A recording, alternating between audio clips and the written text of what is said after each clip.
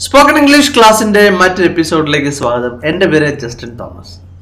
ഇന്ന് നമ്മൾ പഠിക്കുന്ന തിങ്കിങ് ഓഫ് എന്നുള്ള പറ്റിയാണ്. നമ്മൾ സാധാരണ ആൾക്കാരൊക്കെ സംസാരിക്കുമ്പോൾ ഇത് ഒരുപാട് ഉപയോഗിക്കുന്ന ഒന്നാണ് തിങ്കിങ് ഓഫ്. ഇതിന്റെ അർത്ഥം എന്താണ്? ഞാൻ ആലോചിക്കുകയാണ്. ഐ ആം തിങ്കിങ് ഓഫ് എന്ന് പറഞ്ഞാൽ ഞാൻ ആലോചിക്കുകയാണ്. ഹീസ് തിങ്കിങ് ഓഫ് എന്ന് പറഞ്ഞാൽ അവൻ ആലോചിക്കുകയാണ്. അങ്ങനെയാണ് അതിന്റെ അർത്ഥം. അപ്പോൾ നമുക്ക് ഇതിന്റെ ചില ഉദാഹരണങ്ങൾ ശ്രദ്ധിക്കാം. അതിവിടെ I'm thinking of having some juice.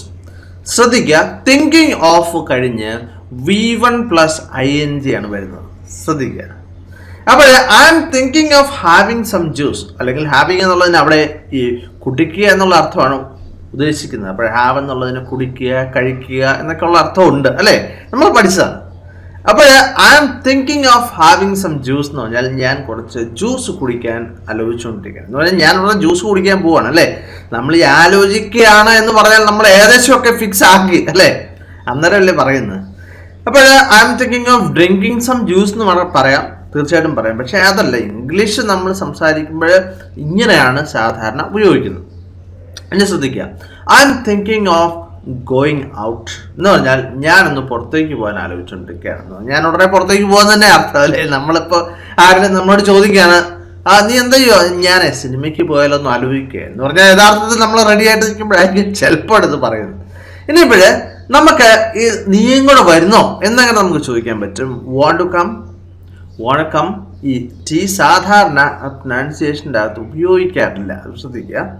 അപ്പോൾ ഡു യു വാണ്ട് കം എന്നാണ് ഇവിടെ ചോദിക്കുന്നത്. പക്ഷേ എന്താണ്, സായിപ്പന്മാർ അങ്ങനെ പൂർണ്ണമായിട്ടൊന്നും ഉപയോഗിക്കാറില്ല. അവരെന്താണ് ഡു യു എന്നുള്ള അത് ഒഴിവാക്കി വാണ്ട് കം എന്ന് പറഞ്ഞാൽ, അല്ലെങ്കിൽ വാണ്ട് ടു കം എന്ന് ചോദിക്കാം. അപ്പോൾ അതിൻ്റെ അർത്ഥം എന്താ? ഡു യു എന്നുള്ള അർത്ഥമുണ്ട്, നിനക്ക് വരണമെന്നുണ്ടോ എന്നുള്ളതാണ്. വാണ്ട് ഗോ എന്ന് ചോദിച്ചാൽ നിനക്കും വരണോ എന്നുള്ളതാണ്. അപ്പോഴേ വാണ്ട് ടു ഗോ എന്ന് പറഞ്ഞാൽ നിനക്കും വരണമെന്നുണ്ടോ. അപ്പോഴേ യഥാർത്ഥത്തിൽ അല്ലെങ്കിൽ നിനക്കും പോകണമെന്നുണ്ടോ എന്നുള്ള അർത്ഥമൊന്നും അല്ല അവിടെ, നിനക്കും വരണമെന്നുള്ള അർത്ഥം തന്നെയാണ് അതിൻ്റെ ഉദ്ദേശിക്കുന്നത്. അതായത് നീയും കൊണ്ട് ചേരുന്നോ എന്നുള്ള അർത്ഥമാണ്. Okay, want to join, okay, same അർത്ഥമാണ്, വരുന്നോ എന്നുള്ളതാണ്. അപ്പോൾ ശരി ഞാനും വരുന്നു എന്ന് എങ്ങനെ പറയാം? യാ സൗണ്ട്സ് ഫൺ.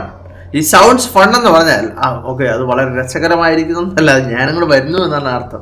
അപ്പോൾ ഈ എഗ്രി ചെയ്യുന്നതിന് അങ്ങനെ ചില വാക്കുകളാണ് സാധാരണ ഉപയോഗിക്കുന്നത് യെസ് എന്നുള്ളതിനേക്കാളും. ഇപ്പോൾ നമ്മളിപ്പോൾ യെസ് ഐ എം കമ്മിങ് അല്ലെങ്കിൽ ഓഫ് കോഴ്സ് എന്ന് നമുക്ക് തീർച്ചയായിട്ടും പറയാം. പക്ഷെ യെസ് എന്ന് അവർ സാധാരണ ഉപയോഗിക്കാറില്ല. അതിന് പകരം ഇങ്ങനത്തെ വാക്കുകളൊക്കെയാണ് ഉപയോഗിക്കുന്നത്. എന്താ? സൗണ്ട്സ് ഫൺ അല്ലെങ്കിൽ of course, why not, let's go.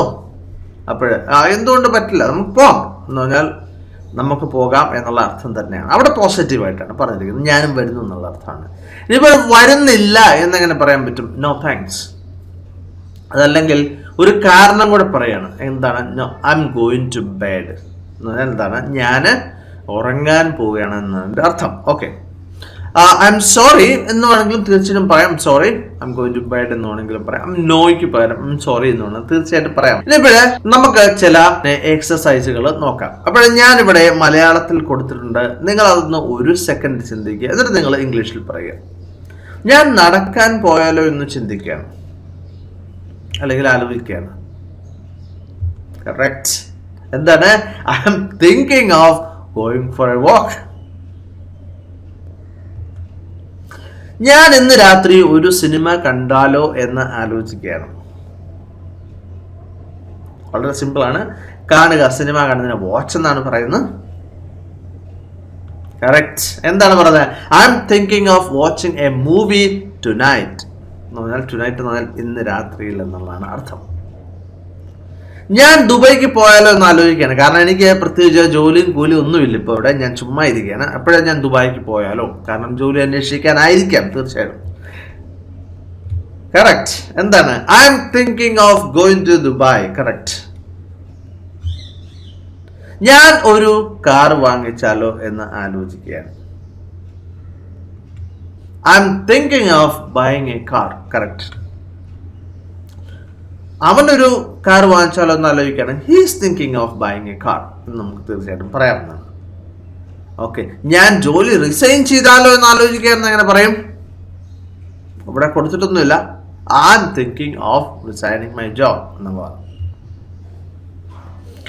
Workout ചെയ്താലോ എന്ന് ആലോചിക്കാം. നമ്മൾ എല്ലാ ദിവസവും രാവിലെ എഴുന്നേറ്റ് ആലോചിക്കുന്ന ഒരു കാര്യമാണിത്, അല്ലേ? പക്ഷെ ഒരിക്കലും സംഭവിക്കാറില്ല. അപ്പോൾ എക്സസൈസിന് പറയുന്ന മറ്റൊരു പേരാണ് വർക്കൗട്ട്.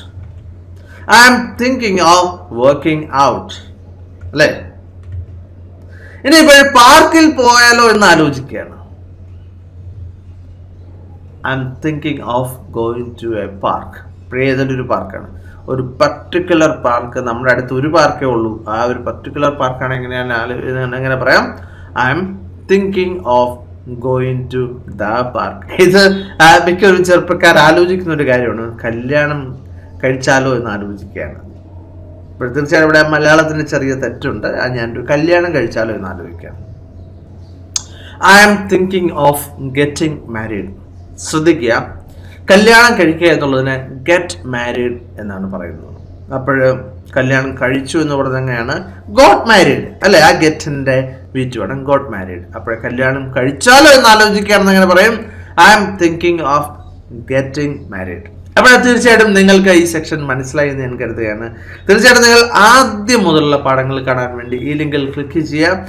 അതുപോലെ തന്നെ എൻ്റെ ഈ കോഴ്സ് സൗജന്യമായിട്ട് സബ്സ്ക്രൈബ് ചെയ്യാൻ വേണ്ടി ഈ ലിങ്കിൽ ക്ലിക്ക് ചെയ്യുക. ഞാൻ നിങ്ങളോട് റിക്വസ്റ്റ് ചെയ്യാണ്, നിങ്ങൾ മിനിമം ഒരു 5 പേർക്ക്, നിങ്ങളുടെ സുഹൃത്തുക്കൾക്കോ നിങ്ങളുടെ ഗ്രൂപ്പിലോ നിങ്ങൾ ഈ വീഡിയോ ഷെയർ ചെയ്യുക. നിങ്ങൾക്ക് ഇഷ്ടപ്പെട്ടെന്നുണ്ടെങ്കിൽ തീർച്ചയായിട്ടും മറ്റൊരു വീഡിയോയുമായിട്ട് വീണ്ടും കാണാം. Thank you very much for watching and God bless you.